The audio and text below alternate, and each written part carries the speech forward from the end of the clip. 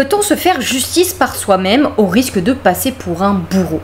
C'est l'éternelle question que tout le monde se pose. C'est faux. Mais en tout cas, c'est la question que je me suis posée au cours de plusieurs affaires criminelles que j'ai traitées sur cette chaîne. Mais cette affaire, vous le verrez, est étrange, complexe et ô combien problématique. Le 29 janvier 1985, une dispute éclate dans le foyer des Harris dans l'Arkansas. L'issue sera dramatique et entraînera un débat houleux. Était-ce un homicide involontaire ou un assassinat? Hey guys, j'espère que vous allez bien. Eh bien moi, je vais pas vous le cacher, pour ceux qui me suivent sur Instagram, ça va pas fort, mais ne vous inquiétez pas, je le soigne. D'ailleurs, il n'y a rien de plus important que la santé, donc prenez soin de vous et tutti quanti. On se retrouve pour une nouvelle ADJ, affaire du jour. Je suis Nathalie Cat, pour ceux qui ne me connaîtraient pas, je suis une passionnée d'affaires criminelles et de justice, ainsi que de criminologie et de victimologie. C'est pour ça que c'est mon domaine d'étude. Alors si ça t'intéresse, si les analyses psychologiques te tentent, n'hésite pas à t'abonner, c'est important pour le référencement et ça me fait chaud au cœur. Et en plus, ça ne mange pas de pain de liker, partager et s'abonner et commenter. Et si tu veux savoir des nouvelles de sorties de vidéos ou tout simplement des choses plus personnelles, je t'invite à t'abonner sur mon Instagram et pour des formats plus courts sur mon compte TikTok. Mais pour l'heure, j'ai une petite faim parce que écrire des scripts, mine de rien, ça creuse. Et puis en plus, c'est l'inflation et j'ai pas trop envie de faire les courses.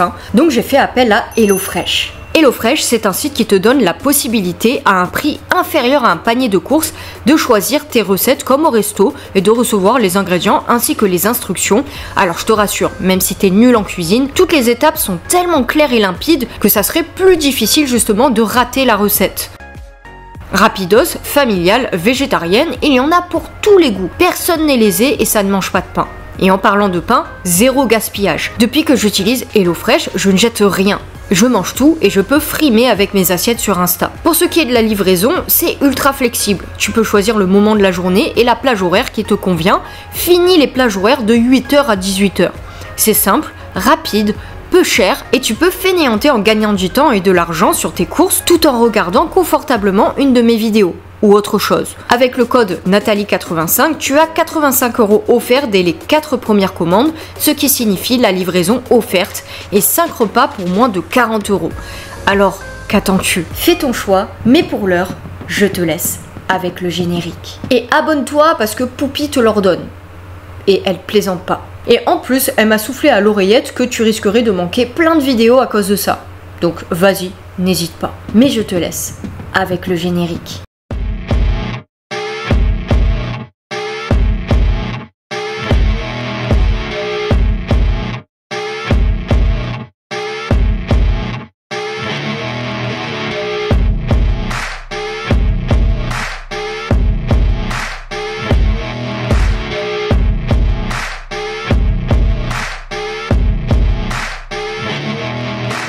Cap sur les États-Unis, une fois n'est pas coutume, dans l'état de l'Arkansas. Pour vous situer, dans cet état, on peut observer de belles contrées sauvages et rurales avec de grands espaces et d'incontournables randonnées qui raviront les amoureux de la nature. Sans oublier les mélomanes, car l'Arkansas c'est aussi le berceau du jazz et du folk. Mais trêve de parlotte touristique, revenons à nos moutons.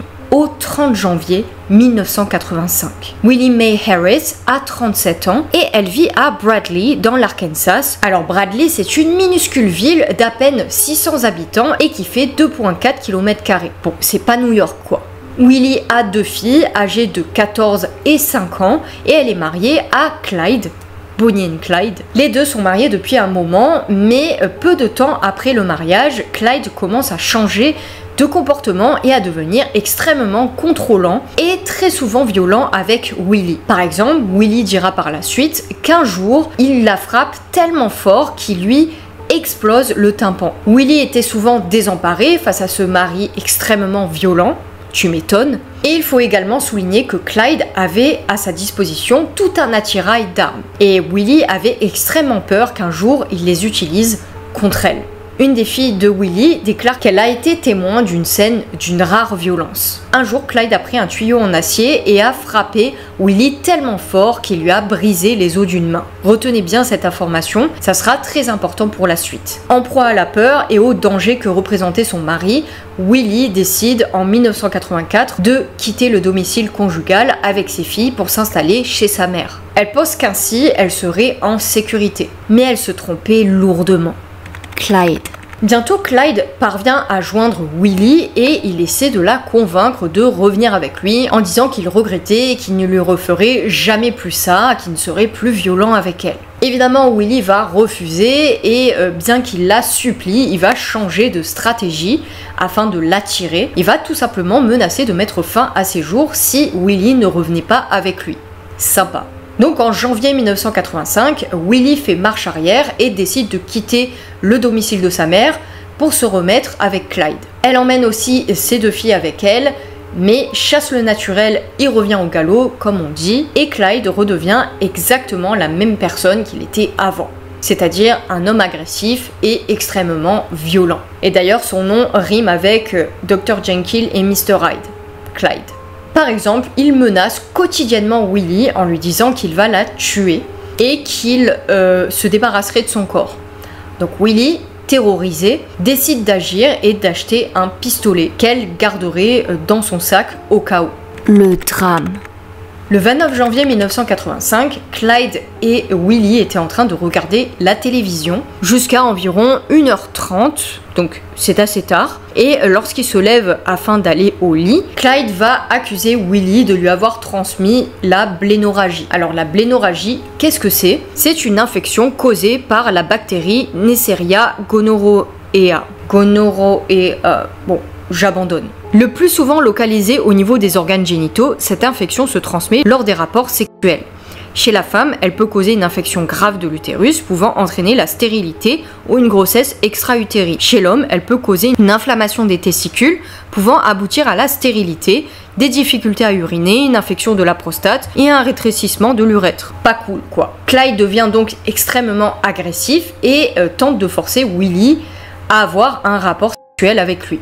Le fait que Willie refuse va encore plus énerver Clyde, qui va commencer à la traiter de tous les noms d'oiseaux inimaginables et imaginables.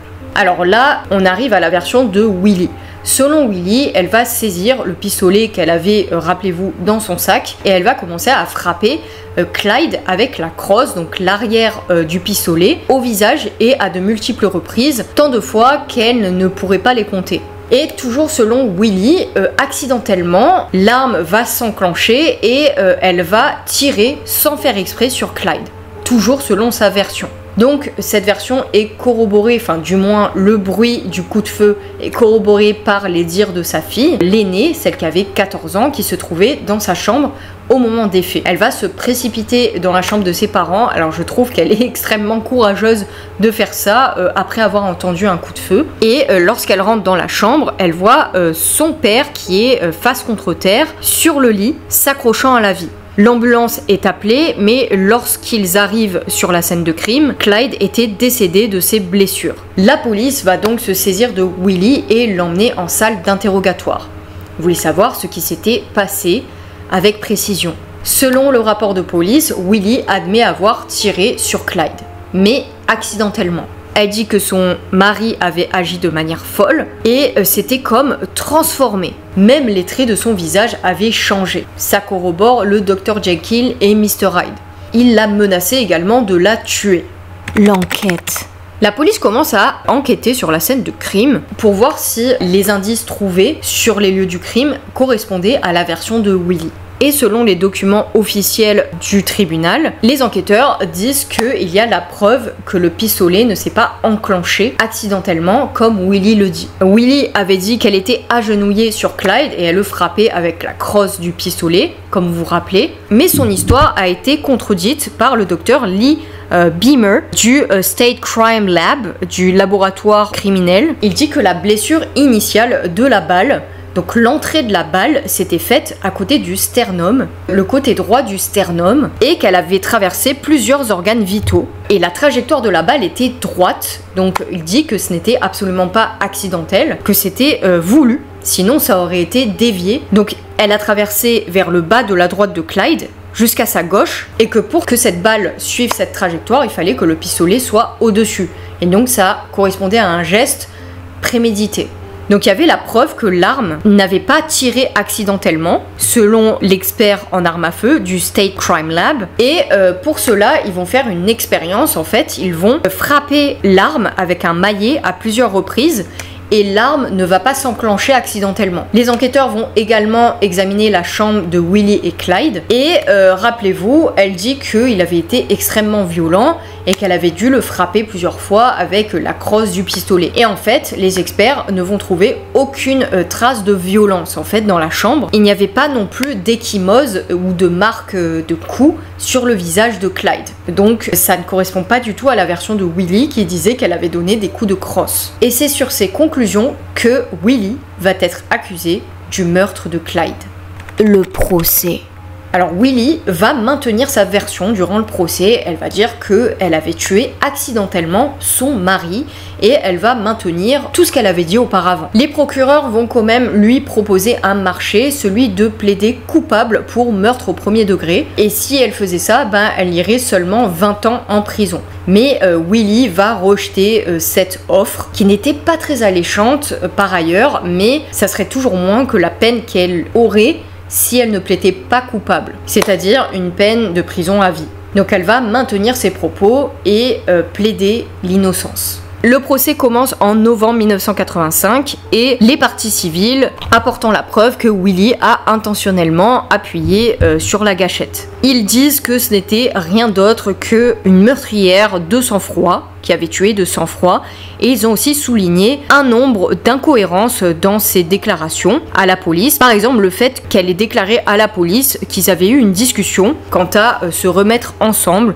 Donc c'est un petit peu contradictoire, tu te disputes, t'es traité de tous les noms et finalement, hop, je veux retourner avec mon mari, enfin c'est totalement contradictoire. Mais elle avait également souligné le fait qu'il l'avait menacé encore une fois de mettre fin à ses jours et que c'était pour ça qu'elle avait pris encore une énième fois cette décision. Alors selon les parties civiles, c'était extrêmement suspect et ça prouvait que Willie n'était pas sincère entièrement dans ses propos. Ils disent aussi que justement elle avait acheté une arme, donc c'était prémédité. En réponse à toutes ces accusations, Willie rétorque que Clyde l'a menacé quotidiennement de la tuer, donc c'était normal qu'elle prenne quelque chose pour se défendre au cas où. Elle dit également qu'elle était régulièrement battue par son mari et qu'elle avait des blessures qui en témoignaient. Mais le problème c'est que lors du procès, lorsqu'on lui demande de présenter les preuves de ses blessures, elle est incapable de les montrer. Elle dit également qu'il y avait plein de personnes qui ont été témoins de ça, mais il n'y a eu aucun témoignage à la barre par rapport aux violences de Clyde sur sa personne. Alors c'était hautement suspect,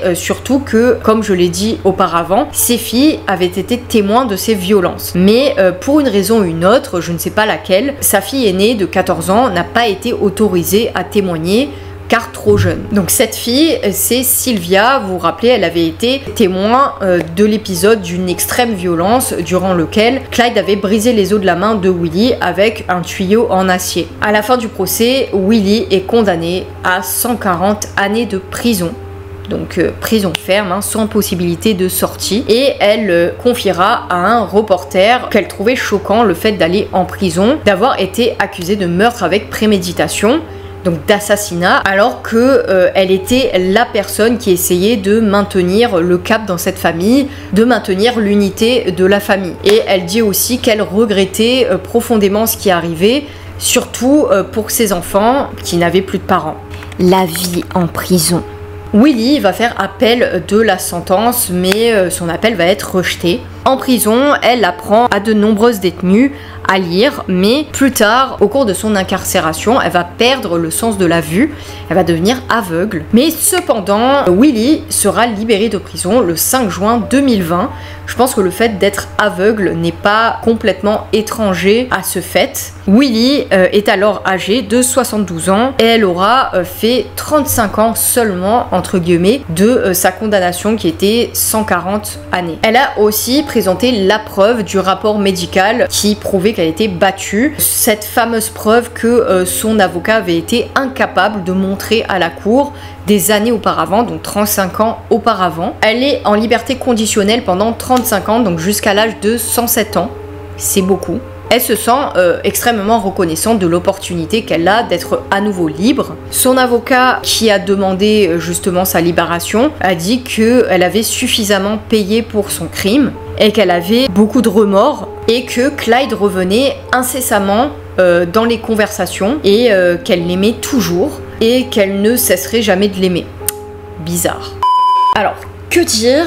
Cette affaire est très étrange. D'une part, parce qu'on a l'impression d'avoir été projeté au cœur d'une erreur judiciaire, et d'autre part parce qu'on a l'impression qu'il y a deux versions des faits et qu'il y en aura toujours deux. Toujours une hésitation. Le gouverneur Asa Hutchinson, qui est à l'origine de la libération de Willie, évoque en effet une sentence injuste. Il est aussi celui qui a fait libérer le toxicomane Robert Ray Johnson Jr., qui avait commencé sa peine de prison en 2008. Le cas Harris, en particulier, avait fait l'objet d'un nouvel examen au cours de l'année écoulée. Les partisans, y compris la fille de Harris, ont fait valoir le fait que le meurtre n'était pas intentionnel et ont noté qu'il était le résultat d'années d'abus de la part de son mari, Clyde. Le chroniqueur de l'Arkansas Democrat Gazette, Mike Masterson, avait publié plusieurs articles appelant à la miséricorde pour Harris, ce qui a suscité un certain nombre de lettres au journal soutenant la cause. Comme dans pas mal d'affaires, j'ai l'impression que les médias ont un poids quant à la libération ou l'emprisonnement de certaines personnes. Le cas de Harris a fait également l'objet d'un article publié l'automne dernier dans The Appeal, une publication sur la justice pénale. Nous n'abandonnons tout simplement pas, a déclaré Lee Eaton,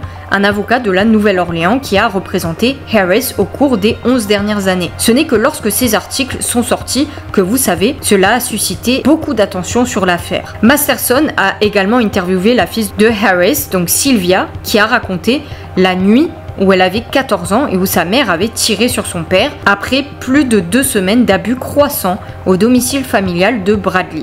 L'aînée Harris a déclaré à un tribunal qu'elle avait tenté de battre son mari avec une arme à feu lorsqu'elle s'était déchargée et l'avait tué par balle, par inadvertance. Je me permets d'émettre un petit commentaire à ce sujet. La fille de Willie et Clyde ne se trouvait pas dans la pièce à ce moment-là.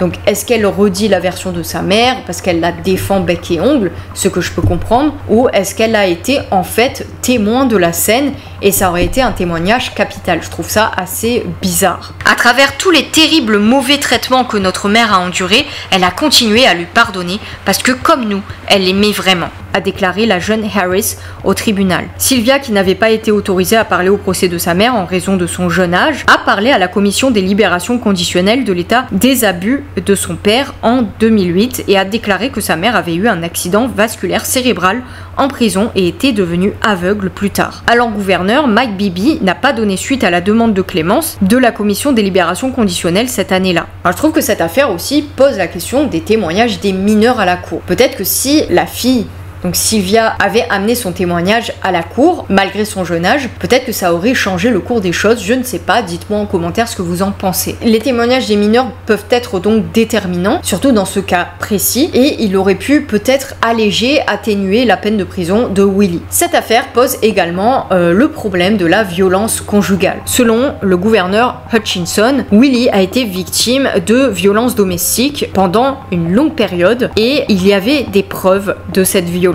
Elle a montré ces preuves-là. Et pour cette raison, j'ai accordé la clémence à Willie Mae Harris. Alors, petite définition selon le site des Nations Unies, la violence domestique peut être définie comme un modèle de comportement dans toute relation qui est utilisé pour obtenir ou maintenir le pouvoir et le contrôle sur un partenaire intime. L'abus est une action ou une menace d'action physique, sexuelle sexuelle, émotionnelle, économique ou psychologique qui influence une autre personne. Cela inclut tout comportement qui effraie, intimide, terrorise, manipule, blesse, humilie, blâme, kenka. La violence conjugale peut arriver à n'importe qui, quel que soit son âge, son origine, son sexe, son orientation sexuelle, sa religion ou sa classe sociale. Dans l'impact de l'attachement sur la violence conjugale, état de la question de Mélanie Gosselin, Marie-France Lafontaine et Claude Bélanger. D'après certaines définitions, la violence conjugale est conceptualisée comme étant l'apanage des hommes. Par exemple, selon les chercheurs d'orientation féministe, la violence est définie comme la tentative d'un homme visant à contrôler et à terroriser une femme, selon Arriaga, Oskamp, 1999. D'autres définissent la violence en tenant compte de la contribution des deux conjoints. Pour certains chercheurs, par exemple, la violence conjugale consiste en une structure de comportement qui prend diverses formes physiques, émotionnelles, psychologiques, sexuelles et économiques, dont le but est de perpétrer l'intimidation, le pouvoir et le contrôle du conjoint violent envers le conjoint violenté, selon Hampton, Washington, Conner, Edwards en 1993. Pour les criminologues, un acte est considéré comme violent s'il engendre des blessures physiques ou représente un crime, selon Arriaga, Oskamp toujours.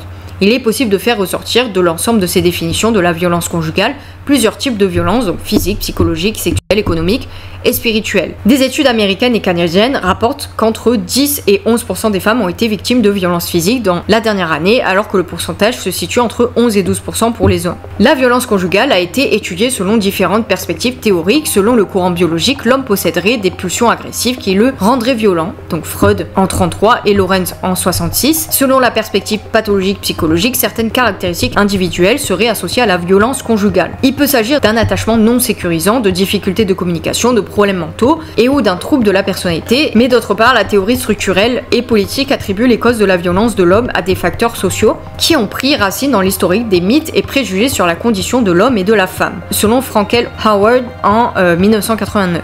Et la perspective féministe, quant à elle, stipule que la majorité des actes violents seraient commis contre les femmes. Mais bon, les différents mouvements théoriques ne suffisent pas à eux seuls à expliquer la violence conjugale. Je vous renvoie à la théorie de l'attachement de Bowlby. Selon lui, l'humain serait programmé pour rechercher et former des liens d'attachement avec les autres. On dit que, par exemple, l'enfant communiquerait certaines émotions afin d'informer son parent que son système d'attachement est activé, mais si ses besoins d'attachement ne sont pas comblés, ou si il vit de façon répétitive des expériences négatives avec son parent, une colère peut se transformer en comportement agressif à l'âge adulte. Il y aurait donc une association entre les comportements violents et un attachement non sécurisant chez l'enfant. Donc t'es violent, tu es insecure. Mais je pense qu'on va arrêter là, je vous mets le lien dans la description si ça vous intéresse. Si tu es arrivé jusque là, mets en commentaire Willy et donne-moi ton avis sur cette affaire complexe. J'ai très hâte de les lire et je souligne que je lis tous les commentaires, même si je réponds pas à tout le monde. N'hésite pas à liker, à partager et à t'abonner. C'est très important pour le référencement et ça m'encourage. En tout cas, si ce genre d'affaires t'intéresse, je t'invite à regarder la vidéo sur Catherine Curtis que je te mets dans le petit i juste là ou là. En attendant, Poupie, Gigi, Lay et moi, on te dit à la prochaine pour une nouvelle ADJ. Et n'oublie pas, si tu as une petite faim, un petit creux, tu as mon code Nathalie85 pour une réduction de 85 € sur tes 4 premières commandes chez HelloFresh, plus des cadeaux. Ça ne mange pas de pain. En attendant, prends soin de toi et de tes proches. Moi, je retourne à mes recherches et mes études. And remember, you rock.